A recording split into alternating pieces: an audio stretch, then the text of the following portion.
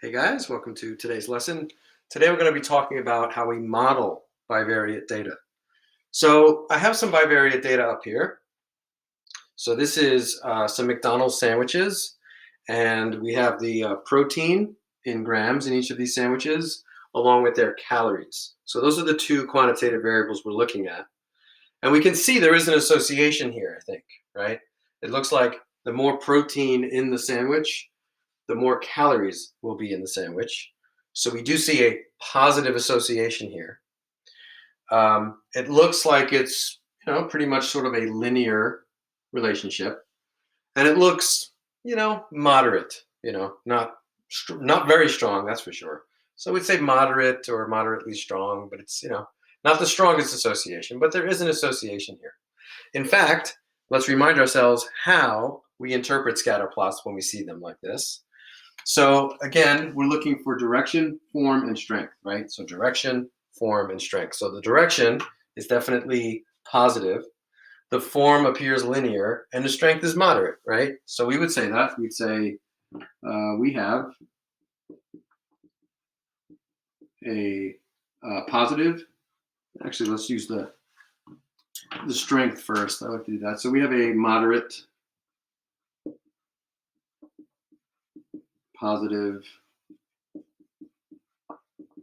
linear association.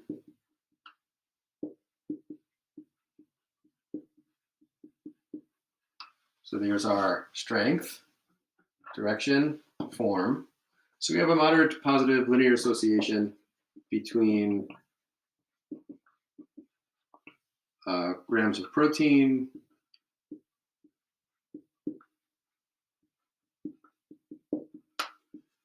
and calories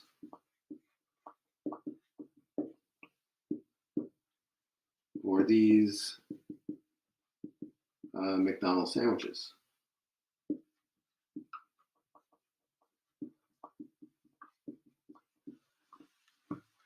Again, as we said, as the protein increases, the number of calories increase. So direction, form, and strength. So the textbook has that acronym, direction, form, and strength, but then they sneak in that O, which we know stands for outliers. We're always looking for outliers. But direction, form, or strength, that's how we analyze this. Do we see an outlier here? Do we see a point that doesn't follow the trend? Now, this point is one of the points in the scatter plot, way up here, very far from the others. Is it the outlier I'm talking about, however? There is an outlier. Is it this? And the answer is, it's not that. The outlier is actually this point right here. Because this point doesn't follow the trend. Although that point is very far away from the others, it kind of follows the trend. So the trend kind of goes in that direction. So this point right here, which by the way is the double quarter pounder with cheese, has a lot of protein in it. And of course it has a ton of calories as well. But it follows the linear trend that we see in the scatter plot. So we don't consider that an outlier. We might take note of it, that it has a lot more calories than the other sandwiches do, a lot more protein than the other sandwiches do, but it does follow the trend. This sandwich, though, does not follow the trend, and this is the artisan grilled chicken sandwich. So I'll just call it the AGC, the artisan grilled chicken sandwich. This does not follow the trend. It has 37 grams of protein, and based on this trend, we would expect a sandwich at McDonald's that has 37 grams of protein to have somewhere in the neighborhood of like 650 calories. But this only has, 400 and something calories, it looks like. So it has far fewer calories than we'd expect. So actually, it looks like that is a pretty nutritious choice when you go to McDonald's because you're getting a lot of protein without all the calories. So there's the artisan grilled chicken sandwich. But as we mentioned, if we see outliers, we should mention them. So we will do that. So we'll say the grilled chicken sandwich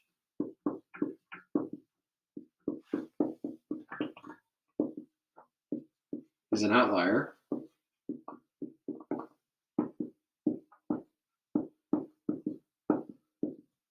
since it doesn't follow the trend of the other points.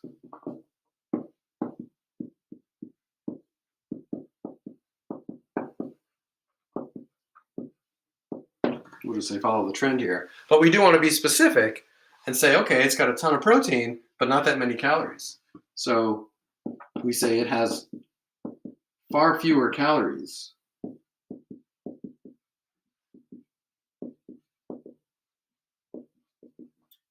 than we would expect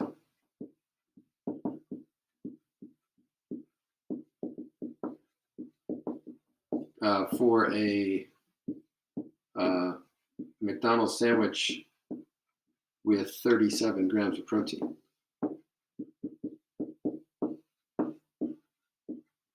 Which makes it a good thing, I guess, right? Protein's good, calories not so good. So the grilled chicken sandwich, there you go.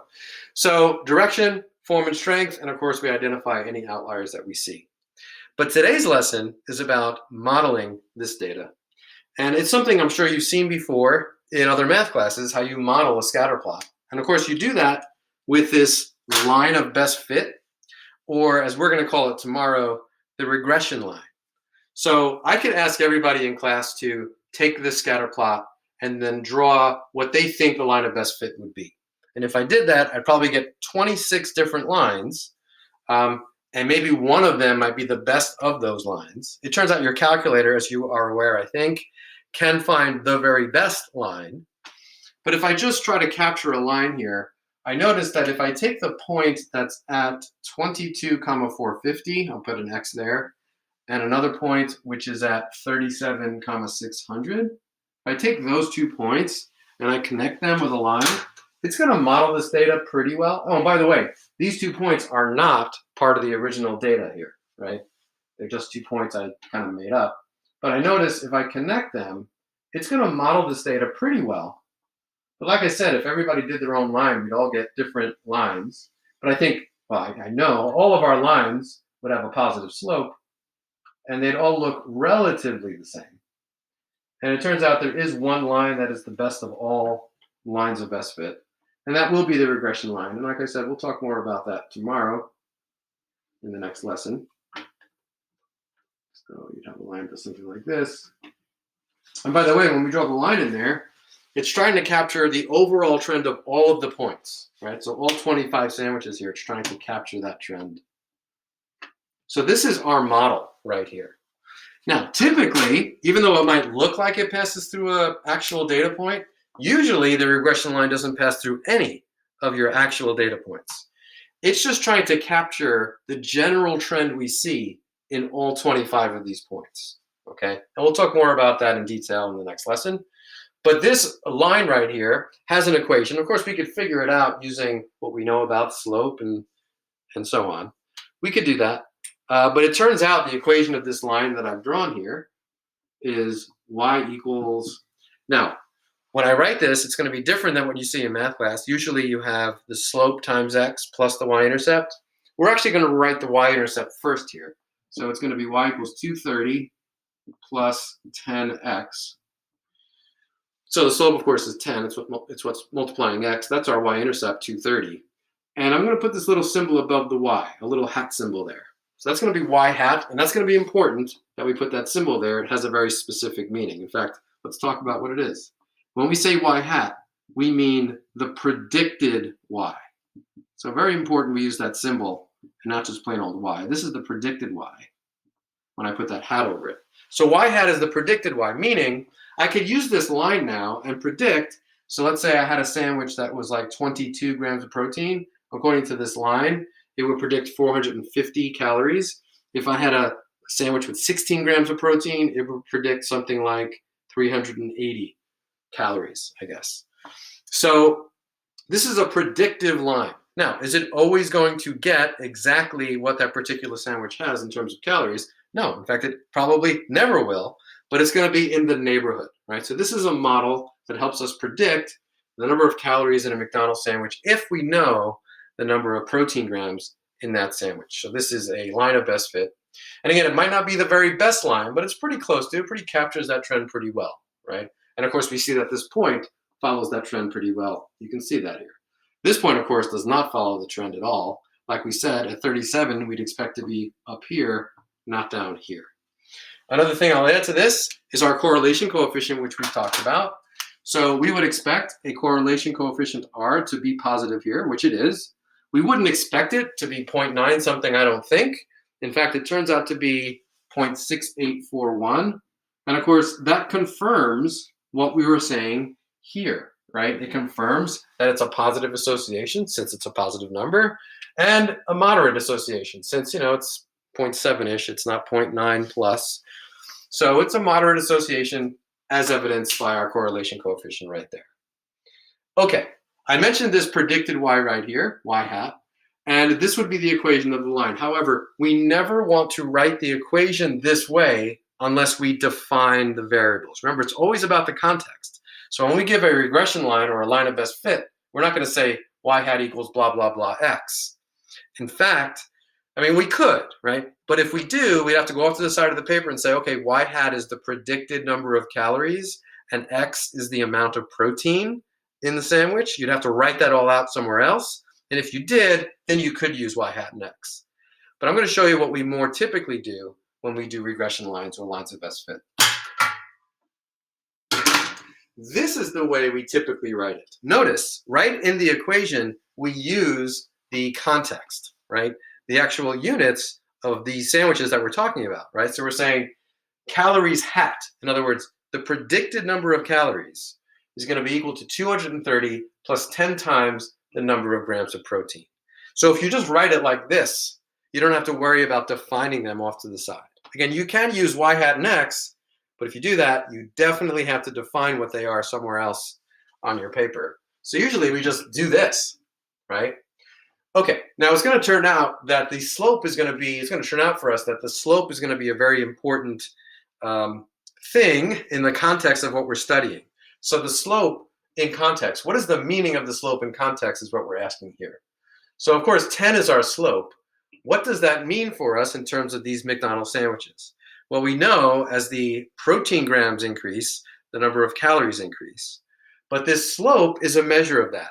In fact, for each gram of protein that we increase, the number of calories will increase by approximately 10 calories. Okay, so we're going to write that, the meaning of the slope. So for each 1 gram increase in protein,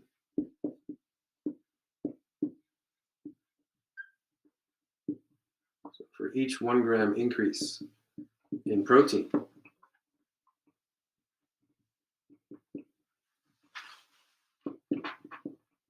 the number of calories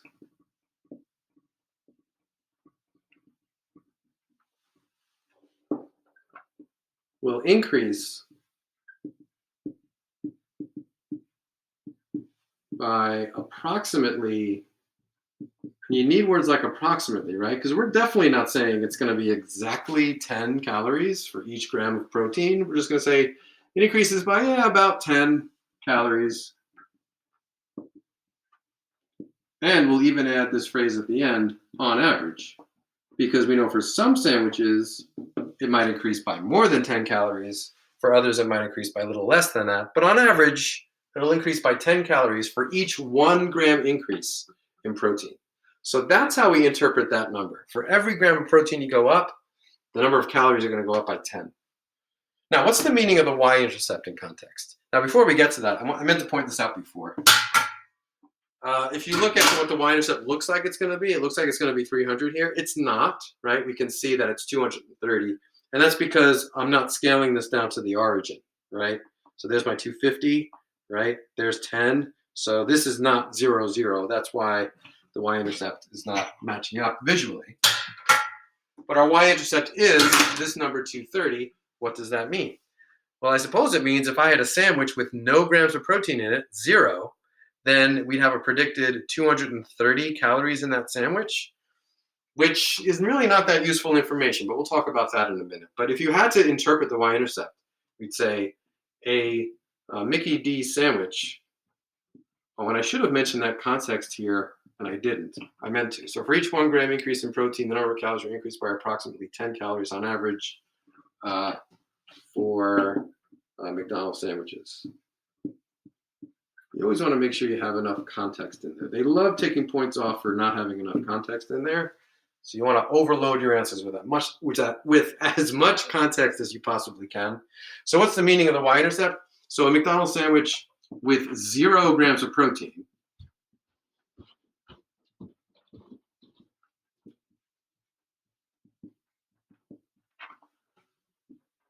would have a predicted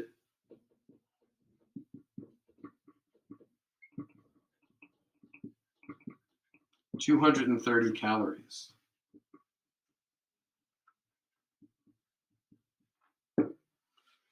Now, of course, this is almost nonsensical here, a McDonald's sandwich with 0 grams of protein, right?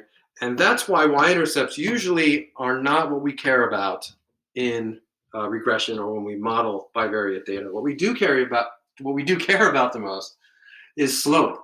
That's always going to have meaning for us. Now, does the y-intercept always have no meaning for us? No. In fact, there's been AP exam questions where they had scenarios where the y-intercept was very important. So make sure you can interpret a y-intercept. But in this particular scenario with the McDonald's sandwiches, it really doesn't have that much meaning.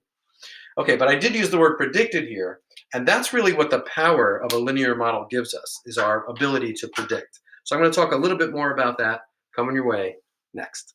Okay, so let's use our linear model here as a predictive model, because that's really what we use regression lines or lines of best fit for. We use them to make predictions. So here's a question. It says, what is the predicted number of calories for a McDonald's sandwich with 25 grams of protein?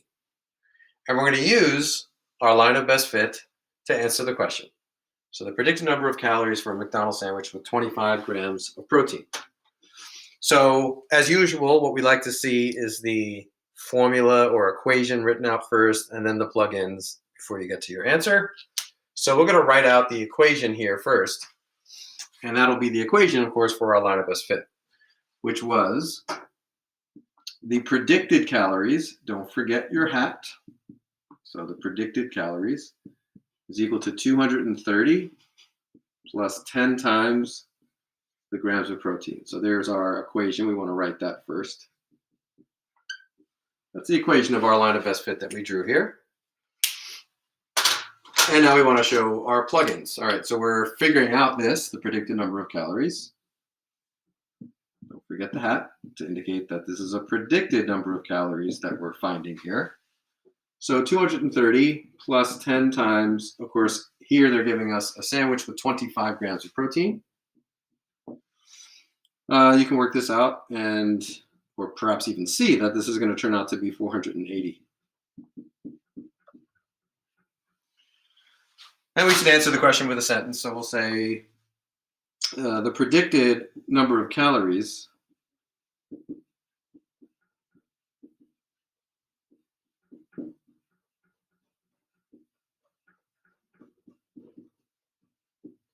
for a McDonald's sandwich with 25 grams of protein, so that should say sandwich there,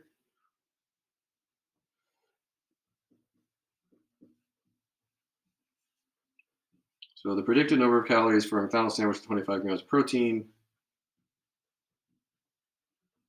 is about or approximately 480 calories. Now it's important we understand what we are saying here and what we're not saying here. We're not saying that if you have a McDonald's sandwich with 25 grams of protein that it definitely has 480 calories. We're not saying that at all. We're just saying that's what this line predicts it would have. We expect it to be a little bit off, right? But to our best of our ability, we predict it's going to be about 480 calories. In fact, there are 4 sandwiches in this scatter plot that actually have 25 grams of protein. The Big Mac has 25 grams of protein, but it had 540 calories. So it was up here somewhere. So it's a little bit more than we predicted, but not that far off, right? So we're in the neighborhood. We're just under 500 calories. The Big Mac actually has 540. The double cheeseburger also has 25 grams of protein, but the double cheeseburger only has 430 grams of protein. So it's like down here, but again, it's in the neighborhood of 480. In fact, you can see the 4 points right here. So those 4 sandwiches all have 25 grams of protein, and they're all in the neighborhood of about 480 calories, right? And that's what we're doing when we do our predictions using a line of best fit like we're doing here. Okay. What about this question? This question says, would it be a good idea to predict the number of calories in a McDonald's sandwich with 100 grams of protein using our linear model? So we have this sandwich that's made at McDonald's, we're told, and it has 100 grams of protein, right? Maybe it's a brand new sandwich that they just came up with. It has a tremendous amount of protein, which is good. We'd like to predict the number of calories this sandwich would have. This question is saying, would it be a good idea to predict this number of calories using our linear model? Well, let's see, 100 grams of protein. That's quite a lot of grams of protein. In fact, many more grams of protein than any of the sandwiches we have here, right? So again, like it's a new sandwich, I guess. Would it be a good idea to predict the number of calories using our linear model that we came up with? Well, it certainly would be tempting to do that, right? Because we have this great model, and it's like, okay, I know I'm not going to get the predictions right on the nose, but it should be pretty good. Can we use it here? And the answer, unfortunately, actually, it's going to be no. So it would not be a good idea to do that. And here's the reason. So if I kind of duplicate the scatter plot here on this side of the board, right? So we have our protein measured in grams, which go up to about 51, I guess. And then over here, go up to about, I don't know, 800 with our calories. We had our scatter plot. We had 1 point over there. Then we had a whole bunch of points over here. And we had a moderate, linear association. We had that one outlier over here, I guess. And then we had our model. So we drew our model in and it looked something like this. And the question is, can I use this to predict how many calories a sandwich with 100 grams of protein would be? Can I use it and come up with my prediction, which would be way up here somewhere? And the answer, even though we're tempted to do stuff like this, and you'll see that in math textbooks, they'll even do this, it's not the right thing to do. And the reason is this. We can see in our scatter plot that we have a linear trend for the sandwiches we're looking at. But we have no guarantee that this linear trend is going to continue. You might have a temporarily linear trend, but we have no idea what it's doing after that, right? It might do this, or it might do this. Or I suppose it might continue with that linear trend. But the point is, we don't know because we don't have any data that's out there beyond the 51 grams of protein, let's say. We don't have anything that large. So this trend may or may not continue. So unless we are certain, or at least we have some confidence in the fact that the linear trend will continue, this is a bad idea. And in fact, we have a name for this bad idea, and this is called extrapolation. And we don't like to extrapolate.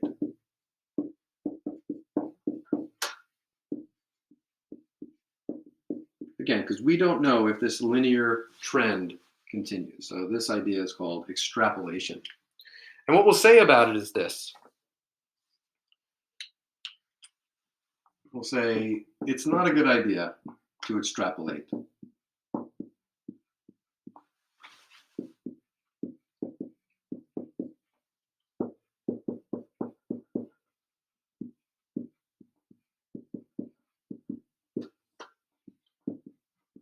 Since we don't know if the linear trend continues.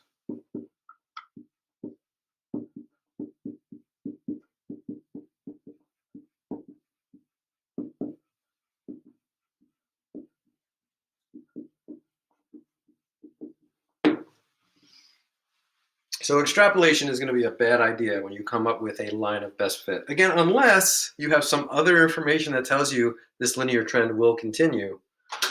So what that tells us is we can only make predictions within the range that we're actually looking at.